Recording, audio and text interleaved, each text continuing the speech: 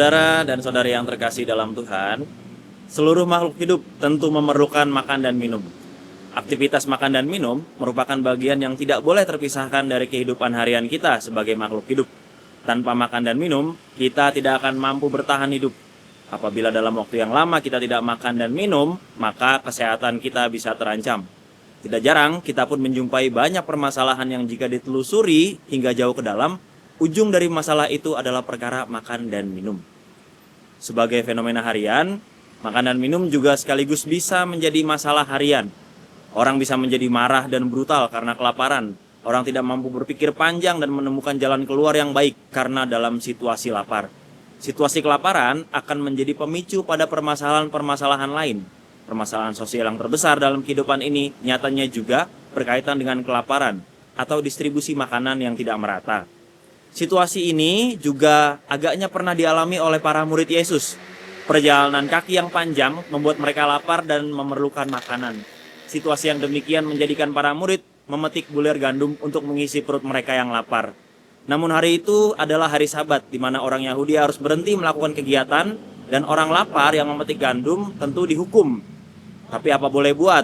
Para murid tetap memetik gandum, namun dihakimi oleh orang-orang Farisi yang melihat. Akan tetapi Yesus tetap berprinsip bahwa bukan hal itu yang seharusnya dipermasalahkan.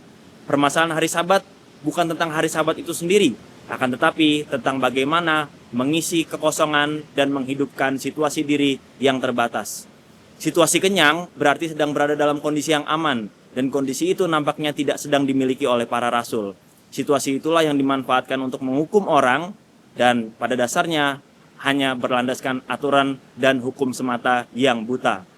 Hal yang demikian ini sekiranya hendak diajarkan oleh Yesus dalam perikop Injil esok hari yang akan kita dengarkan. Injil Matius mengisahkan kepada kita tentang Yesus yang mengajar para rasul bahwa sebagai muridnya, hukum utama yang harus mereka jalankan adalah hukum kasih. Persembahan yang berarti dalam konotasi makan dan minum sebagai bentuk kewajiban keagamaan, tentu yang penting adalah prinsip kasih itu sendiri. Makanan dan minuman hanya akan menghilangkan rasa lapar sementara. Setelah kenyang, lama-kelamaan manusia akan kembali mengalami lapar.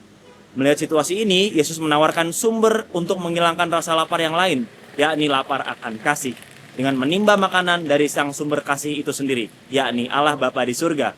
Kehendak kita yang datang untuk menimba kekuatan dari Allah akan membantu hidup kita untuk terbebas dari rasa lapar dan tidak akan pernah puas.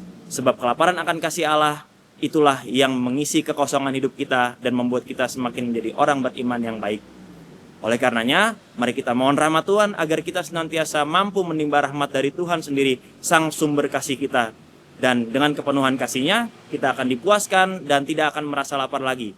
Oleh karena itu, dengan rahmat yang kita peroleh dan kehidupan sehari-hari yang kita jalankan, kita akhirnya mampu membagikan sukacita dan kasih itu kepada semakin banyak orang. Semoga Tuhan memberkati.